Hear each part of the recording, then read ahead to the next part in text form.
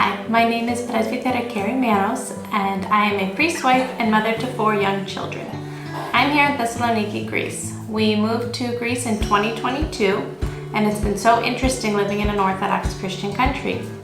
With a new baby and up to a 7-year-old, I'm busy and we're all learning and figuring it out.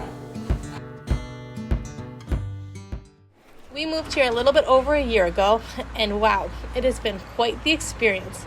Not only living abroad, but also living in a country that is full of predominantly Orthodox Christians. By the way, today I'm drinking coffee. I haven't totally acclimated to drinking Greek coffee, which is a different thing. So it's just regular, plain old filter coffee for me.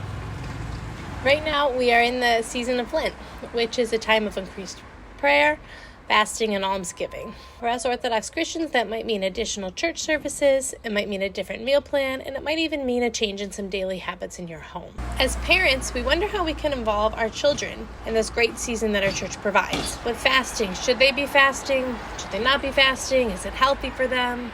Do we force things on them? Should we cut out all TV? Should we cut out family TV? What about social media?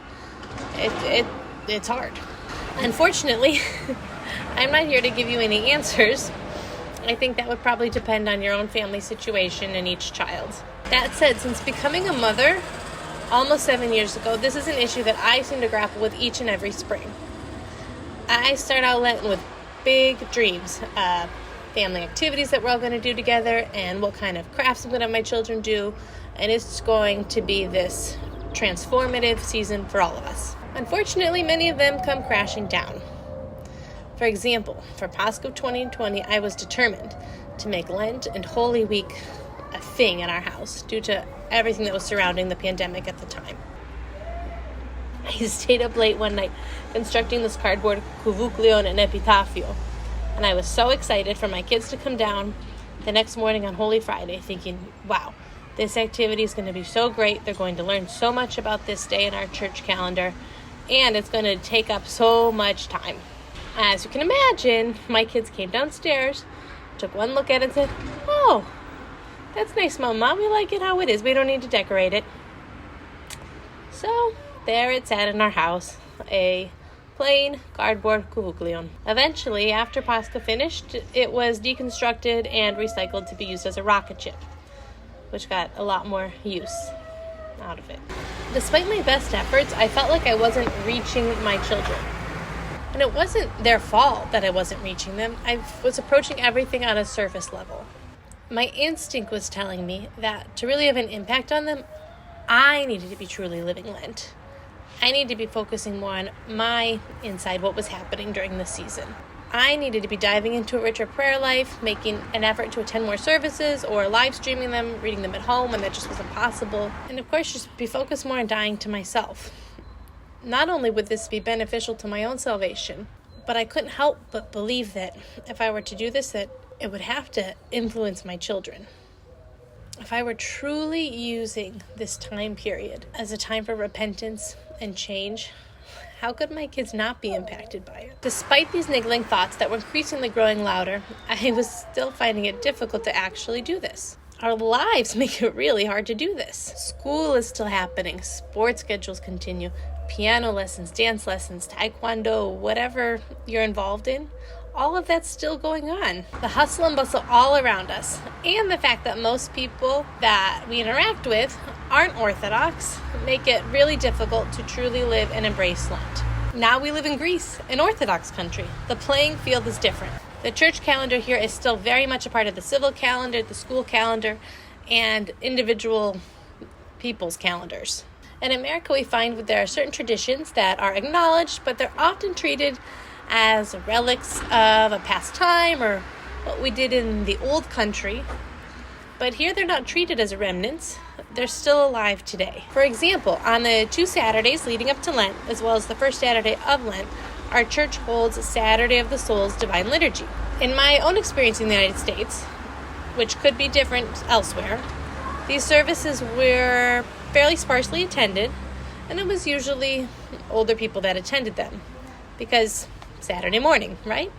We have things to do Saturday mornings, even if it's just sleep. Here in Greece, the churches were packed to the brim with trays and trays of koliva, the boiled wheat usually used for memorial services and funerals. The first day of Lent, Clean Monday, or as it's known in Greece, Presvytera, is actually a public holiday.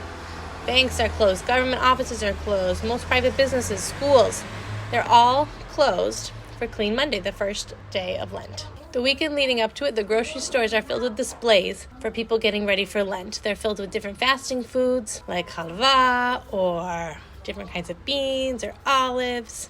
And as you walk by, the employees will wish you Kali Sarakosti, which means good Lent, as they're stocking the shelves. On Clean Monday itself, many families gather outside to enjoy a Lenten picnic as well as fly kites. Furthermore, throughout Lent, there's church bells ringing, reminding you of daily services. My kids brought home from school paper dolls called Kyrie Sarakosti, and it's a woman, and she has 7 feet, and you cut off a foot each Saturday.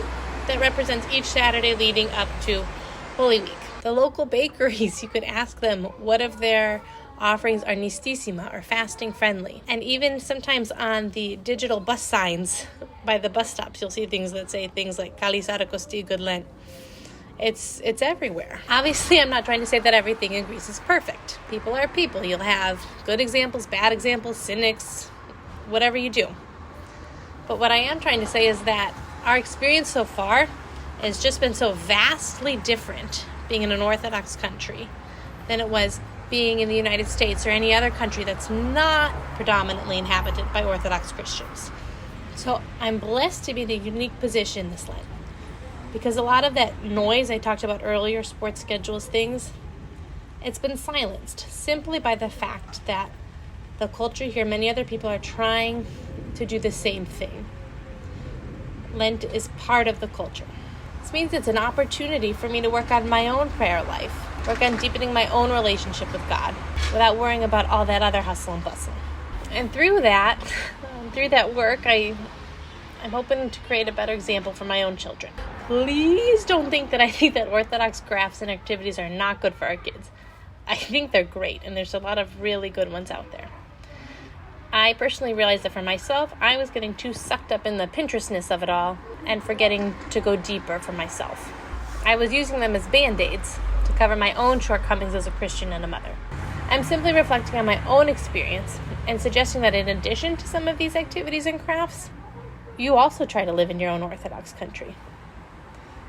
I mean, you probably can't move, and I'm not suggesting you do, but if you do come to Thessaloniki, we like to make new friends. But try to reduce that noise. Try to make Lent a priority in your family schedule. As much as possible, try to truly live this season and be an authentic example for your kids without putting too much pressure on them to enter Lent the same way you are. I am just a mom, muddling through, trying to do her best. My own experiences and thoughts should in no way be used as a substitute for actual spiritual guidance from a parish priest or spiritual father. I encourage you to talk to your spiritual father or parish priest about your own family's journey in Lent. Speak with them about how to deepen your own personal relationship and what is the best thing to do for your family right now in this season. And if, despite your best efforts, your kuvuklion turns into a rocket ship, whether literally or metaphorically, know that you're not alone and there's always next year. Kali Sarakosti, good Lent and good strength as we finish up this season.